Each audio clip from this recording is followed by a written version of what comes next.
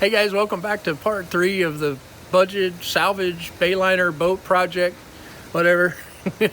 Today we're working on getting the motor out, the outdrive off, and a few other things.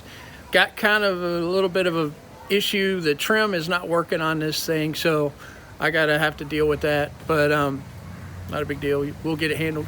And then really that's pretty much it. What I'd like to do, if I can get the motor out of the boat, is see if maybe I can somehow get it started, and if I can see if I can test run it, then I can justify going ahead and finishing this boat, maybe get it ready for summer, which would be really fun. Other than that, I'm probably, if I can't get the engine running, I'm probably going to go ahead and scrap the boat and move on to the next project. So that's our goal for today. Thank you guys for coming and checking out the video. With that, let's get after it.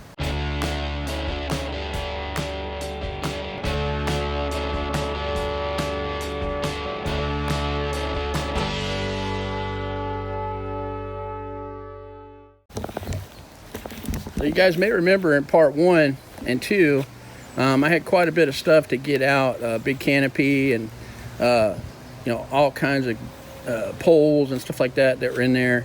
I'll show you that right now. Anyway, that was no fun getting that all out, but it turned out pretty good, because there it is. Turns out it's I think 10 by 17.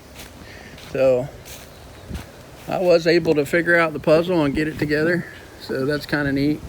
That'll be good to store all my garbage in, which, my wife will be happy about. Never can do enough to try and make her smile.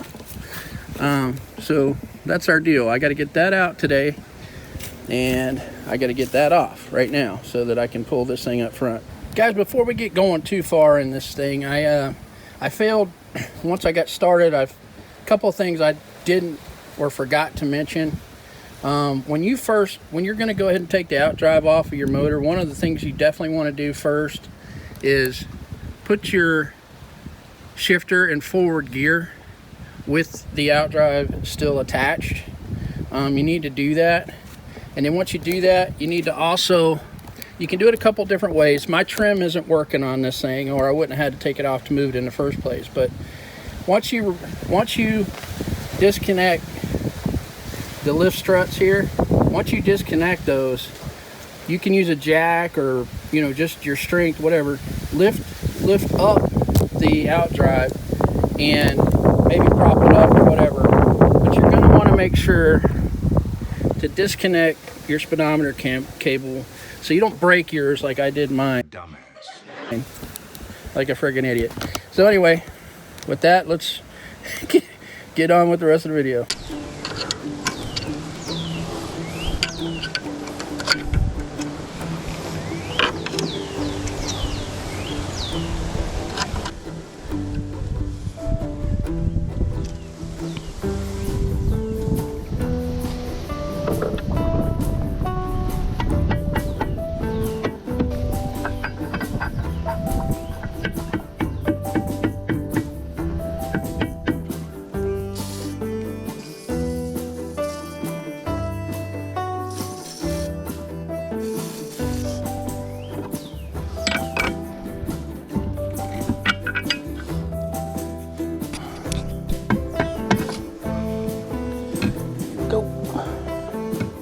Now we'll get these bolts off, these 6 bolts off, 1, 2, 3, 4, 5, 6, and I should be able just to slide it back this way.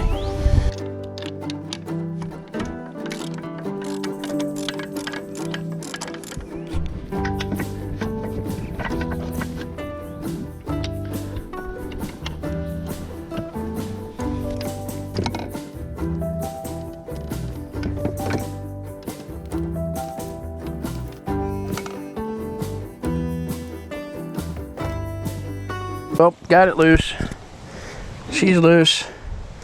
So I'm just gonna take it and put it, I don't know if you guys can see it. Anyway, it's off there. Get it out of the way, and I'll go ahead and pull the boat up front, see if we can get this motor out of here.